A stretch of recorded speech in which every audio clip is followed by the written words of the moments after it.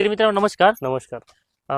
आज आपण चिस्तूर या गावामध्ये आलेलो आहे. येथे सोयाबीन मध्ये जो आपण सध्याच्या परिस्थितीमध्ये व्हायरस सुरू आहे, येलो मोझॅक व्हायरस, ज्यामुळे भरपूर शेतकऱ्यांचे सोयाबीन जेव्हा सोयाबीन भरणीच्या अवस्थेमध्ये आले तेव्हा सोयाबीन खराब झालेली आहे. आता तुम्ही आता माझ्या पाठीमागे हा प्लॉट बघत आहेत, तर हा प्लॉट येथे हिरवा आहे.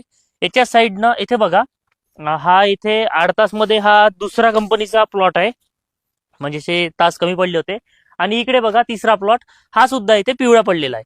आता मी तुम्हाला या व्हिडिओमधून यासाठी माहिती देत आहेत की या वर्षीचं जी परिस्थिती आहे, शेतकऱ्याने भरपूर सोयाबीनमध्ये मेहनत केली, तिथे पैसा लावला, आणि एकंदरीत आता काढणीच्या अवस्थेमध्ये जी सोयाबीन आता इथे पिवळे पडले आहेत किंवा एलोमोझा खालेला आहे, तर यामुळे शेतकऱ्यांचे अक्षरशः नुकसान झालेले आहे. लाखो एकर क्षेत्र सोयाबीनचे हे जमीनदोस्त झालेले आहे. कारण याचं कारण असं झालंय की सोयाबीनवर आलेला एलोमोझा.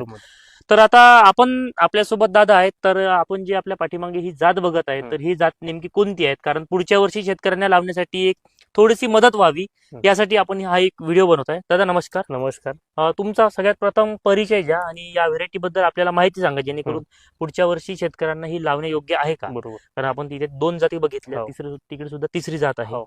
तर या जातीमध्ये नेमका फरक तुम्हाला लाईव्ह मध्ये दिसत आहे. तर तुमचा शेतकऱ्यांना परिचय द्या. माझं नाव तेजस वानखडे. मी चिस्तूर या गावामध्ये राहतो. माझा मोबाईल नंबर 74 99 54 75 06. मी विगर कंपनीचं 7007 हे वाण लावलेलं आहे. 15 जूनची लागवण आहे. आणि माझ्या या 7007 या व्हेरायटीमध्ये मला फरक असा जाणवलो, माझा जो प्लॉट आहे हा पूर्णपणे हिरवा कंच आहे.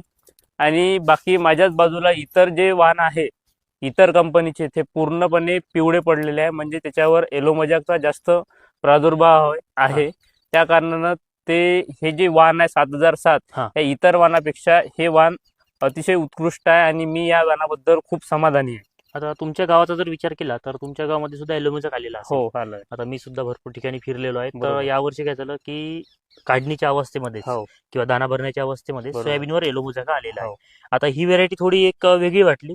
आता मी मागे दुसरा पण प्लॉट बघितला, हा पण प्लॉट बघितला, तर या कंपनीची ही व्हेरायटी थोडी मला एक वेगळी वाटली. आता मार्केटमध्ये ह्या 3-4च कंपन्या आहेत त्यांचे सोयाबीनवर यावर्षी व्हायरस आलेला नाही.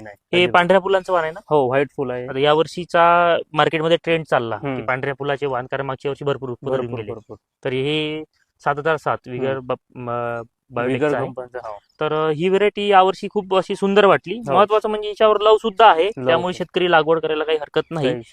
शेतकरी मित्रांनो, व्हेरायटी म्हणजे सांगण्यात तात्पर्य म्हणजे पुढच्या वर्षी जर तुम्ही ही व्हेरायटी लागवड करायची इच्छा असेल तर तुम्ही विगर कंपनीची 7007 या व्हेरायटीची निवड ही करायला काहीच हरकत नाही. कारण शेवटी शेतकऱ्यांना जर पीक येईल तर बाकी सगळं जे सर्कल आहे तर हे चालणार. तर यावर्षी शेतकऱ्यांचं सोयाबीन गेलाच आहे पूर्ण सगळीकडे. आमच्या गावामध्ये 70% जे आहे ते सोयाबीन पूर्ण जमीनदोस्त झालेलं आहे. आता याचं कारण म्हणजे तुम्ही आता इथे तुमच्या शेताच्या साईडनच बघा. आता समजा ह्या व्हेरायटीचं जर कॅरेक्टर आपलं प्रतिबंधात्मक नसतं तर यावर सुद्धा व्हायरस आलेला असता. आता साईडचे दोनही प्लॉट आहे, तिकडे पण प्लॉट आहे, तो पण पिवळा पडला, हा पण पिवळा पडला. पण आता लागून असलेलाच प्लॉट जर पिवळा नसेल पडत तर या व्हेरायटीचं जे रजिस्टर्स पॉवर आहे तर हा खूप चांगला आहे. तर बाकी शेतकऱ्याला तुम्ही काय सांगाल, म्हणजे तुमच्या मनामध्ये खरं सांगा, कारण शेतकऱ्याची इथे दिशाभूल नको व्हायला. बरोबर आहे. मी शेवटी शेतकरीच आहे आणि शेतकऱ्यांना मी हे जे योग्य मार्गदर्शनच करेल, सांगण्याचा प्रयत्न करेल तुमच्या व्हिडिओच्या मार्फत मधून. शेतकऱ्यांनी हे विगर बायोटेकचं 7007 हे वाण आवर्जून लावायला पाहिजे. कारण या गेल्या 2-3 वर्षापासून एलोमोझॅकचा जास्त प्रादुर्भाव आहे. बरोबर. तो इतर व्हेरायटीवर लवकर जातो आणि ह्या जो व्हेरायटी आहे ह्या व्हेरायटीवर म्हणजे नसल्या समानच आहे. म्हणजे ही व्हेरायटी नुसतं एलोमोझॅकसाठीच नाही, तर यामध्ये जर्मिनेशन खूप चांगलं पद्धतीनं आहे. फुटवे चांगल्या पद्धतीनं करते. तुम्ही पाहू शकता फुटवे कशा केले आहेत. आणि शेंगा पण सरास 3 दाणे आणि 4 दाणे या प्रमाणात शेंग पण आहे. आणि प्रत्येक झाडाला जवळपास 150+ शेंगा आहेच. महत्वाचं बघा, इथे पण जबरदस्त सोयाबीन आहे. असं अंदर पण प्लॉट पूर्ण प्लॉट पाहू शकता तुम्ही. पूर्ण कुठेही समजा असं नाही की एकरी शेंगा आहे म्हणून, पूर्ण शेंगा सारख्याच आहे. आणि शेतकरी मित्रांनो, असा फार काही मोठ्या व्यवस्थापनेमधला किंवा फार जास्त फवारणी केलेला सुद्धा प्लॉट नाही, मीडियम आहे. शेतकरी पण साधारण आहे, फवारणी पण साधारणच केलेली आहे, त्यामुळे हरकत नाही. आपण शेतीच्या माध्यमातून हेच सांगत असतो किंवा आपल्या व्हिडिओच्या माध्यमातून हेच सांगत असतो की कमी खर्चामध्ये शेती करा. आणि तेच आपण या प्लॉटवर आल्यावर आपल्याला काही वेगळं वाटलं, त्यामुळे तुम्हाला माहिती देत आहेत.